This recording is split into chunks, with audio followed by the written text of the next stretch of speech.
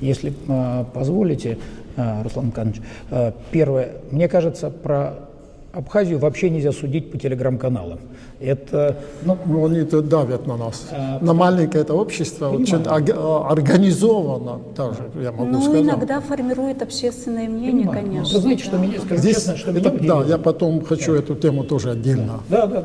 Что меня удивило, я же, честно говоря, тоже после первого приезда, после первого, второго, я взял и попробовал подписаться на 5-6 абхазских телеграм-каналов в надежде, что я буду узнавать, что происходит на моей родине. Честно, исплевался. Потому что, ничего, кроме поливания грязью, простите меня, такая банка со скорпионами, да, я удалил все. Вы же невозможно, я не могу это читать, да?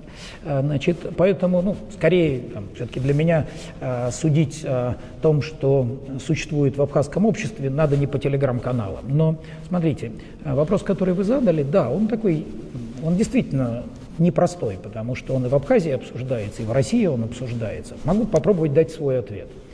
Я считаю, что никаких антироссийских настроений в абхазском обществе нет. Если настроение – это какое-то преобладающее мнение хотя бы у значимой части населения. Могут быть отдельные люди, которые не любят Россию. Наверняка такие есть, единичные. Но они и в России есть. Это нормально. Да? Настроения антироссийских нет. А вот высказывания антироссийские есть.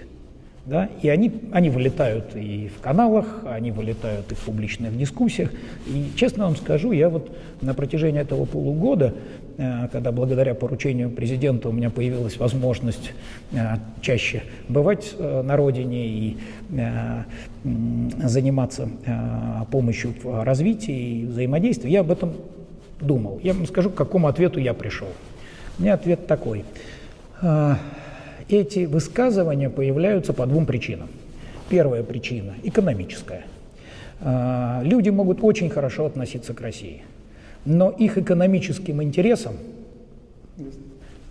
мешает расширение сотрудничества и партнерства с Россией. Мы сейчас про электроэнергию говорили, понятно.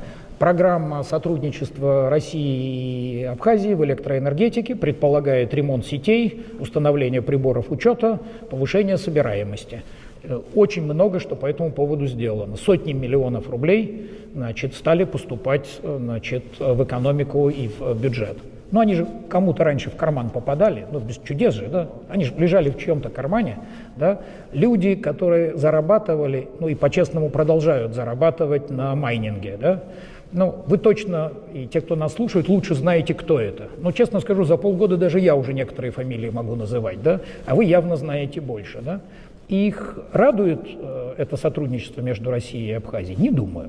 Да, не думаю.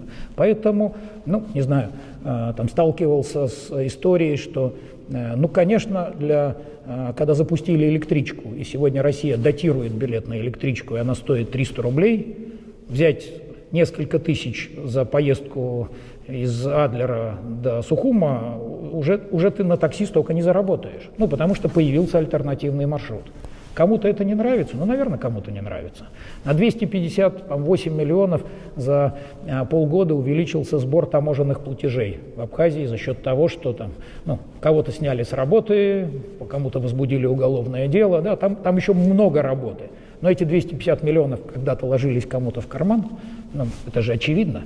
Да? Поэтому первый ответ, мне кажется, эти антироссийские высказывания иногда появляются не потому, что люди плохо относятся к России, а потому что расширение сотрудничества России и Абхазии бьет по их, извините меня, шкурным карманным интересам.